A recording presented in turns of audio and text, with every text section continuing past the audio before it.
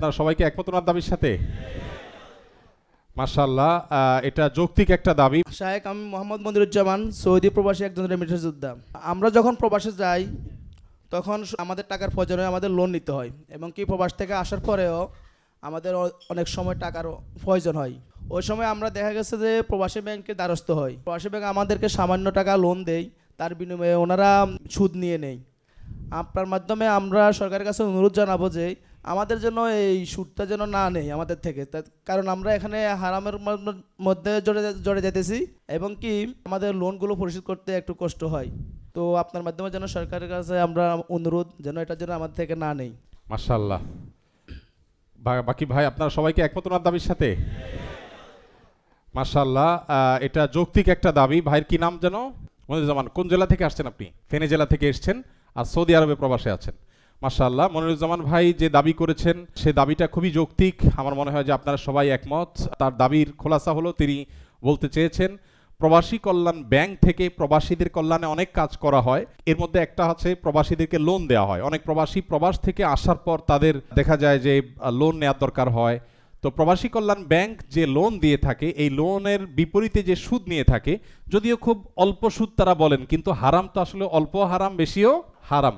আর দ্বিতীয় কথা হলো যে প্রবাসী একজন রেমিটেন্স যোদ্ধা যিনি দেশের অর্থনীতির চাকাকে সচল করবার জন্য এত পরিশ্রম করলেন, এত অবদান রাখলেন, সেই লোকটার অন্তত লোন নেওয়ার ক্ষেত্রে সরকার সে বিপদে পড়লে লোন নিলে সরকারের এই প্রবাসী কল্যাণ মন্ত্রণালয় থেকে পরিচালিত প্রবাসী কল্যাণ ব্যাংক থেকে যেটুকু সুদ আছে এটা মওকুফ করে সুদমুক্ত লোন যদি দেওয়া হয় তাহলে প্রবাসীদের সুবিধা হয়। এটাই তো আপনাদের দাবি। আচ্ছা, ইনশাআল্লাহ আপনাদের মাধ্যমে আমরা চেষ্টা করব সরকারের সংশ্লিষ্ট মহলের কাছে দাবিটা পৌঁছে দেওয়ার।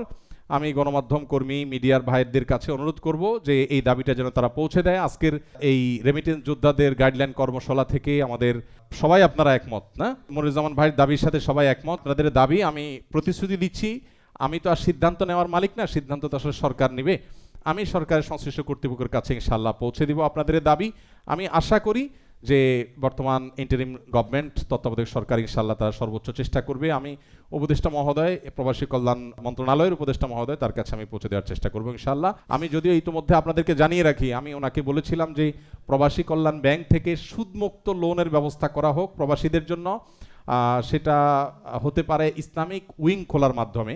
তবে মনিরুজ্জামান ভাই যে দাবি করেছেন সেটা আরও বেশি যৌক্তিক, যে ইসলামিক উইং না খুলে বরং প্রবাসী কল্যাণ ব্যাংকের লোন সেকশনটা পুরাটাই প্রবাসীদের জন্য সুদমুক্ত করে দেওয়া উচিত। অতএব ইনশাআল্লাহ বিদিল্লাহ আমি আপনাদের তরফ থেকে দাবিটা আমি পৌঁছে দেওয়ার চেষ্টা করব। আর আপনারা দোয়া করতে থাকেন যেন আল্লাহ তাদেরকে তৌফিক দান করেন। ওনারা যদি এই কাজটা করেন একটা ঐতিহাসিক কাজ হবে ইনশাআল্লাহ বিদিল্লাহ। আস-সুন্নাহ ফাউন্ডেশন, উম্মার স্বার্থে সুন্নাহর সাথে।